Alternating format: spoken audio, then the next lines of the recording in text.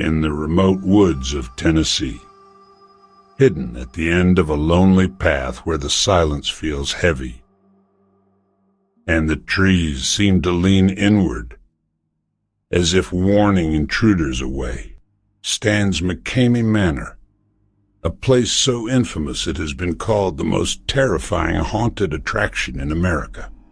From the outside it looks harmless, an old weathered lodge with peeling paint and creaking wood.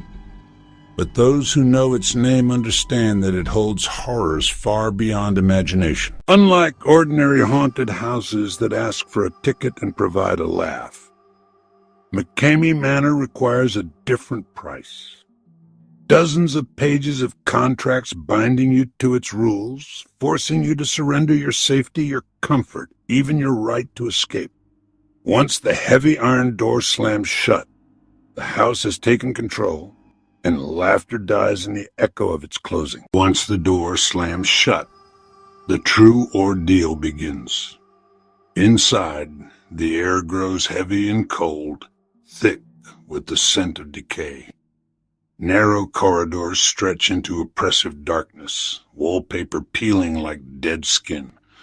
The only light comes from failing bulbs that flicker erratically, plunging you into blackness for seconds that feel like minutes. It's a calculated rhythm of terror.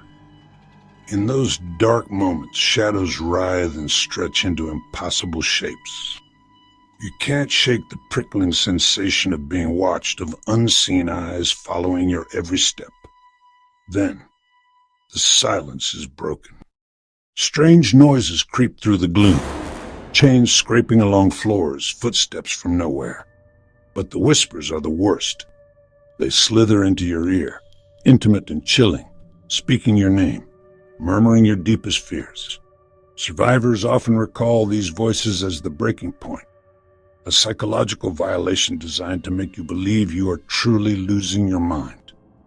The corridor may open into a chamber of mirrors, a disorienting maze reflecting 1,000 fractured versions of you. But these are no ordinary mirrors.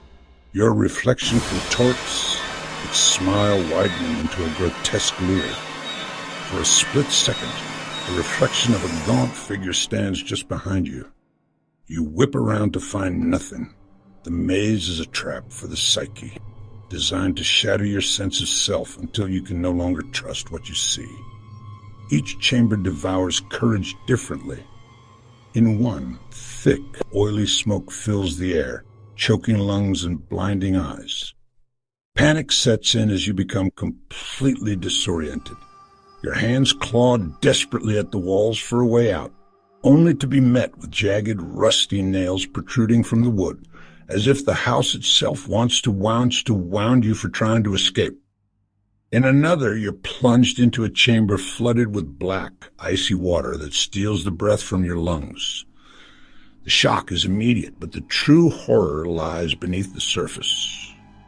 Cold, unseen fingers, unnaturally strong, seize your ankles. They don't just hold, they pull, relentlessly trying to drag you down into the murky depths where you feel other slimy things brushing against your legs.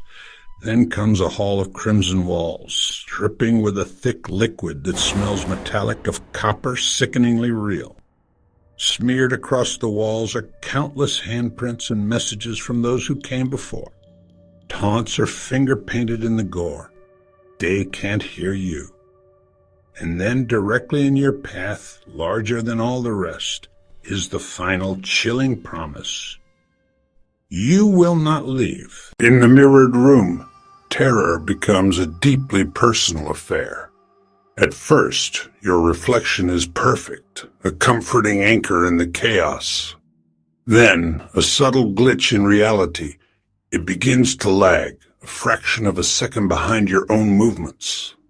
Soon, that delay stretches, and your own face begins to look back at you with unfamiliar contempt. The expression sours, twisting into a grin of profound hatred, revealing a mouth full of sharpened, predatory teeth. At last, the tether breaks. Your reflection moves independently, crouching like a predator, its fingernails scraping against the other side of the glass as it leans forward, as though to crawl through into your world.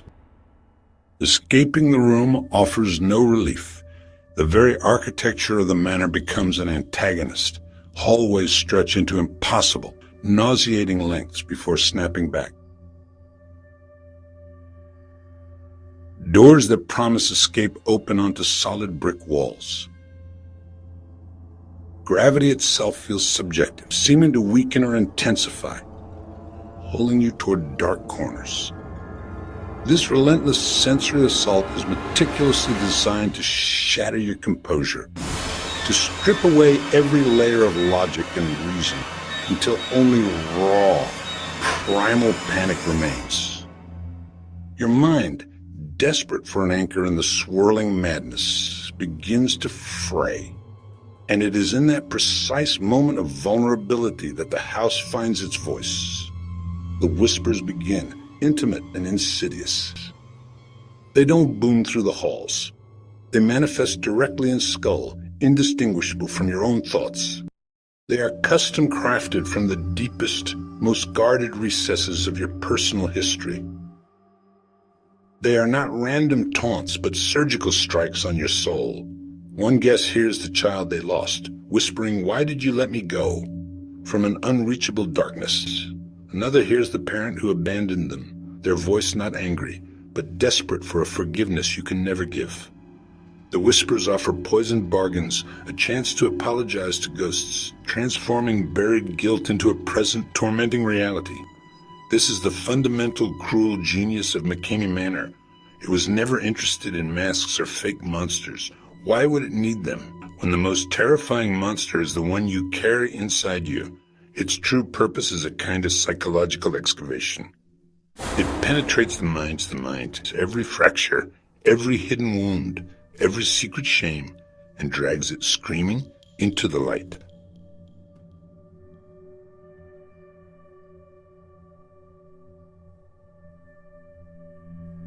See it under the light. See it in the light. See it wince. Light. It projects your inner demons onto the walls, onto the walls, and it projects inner other dimensions.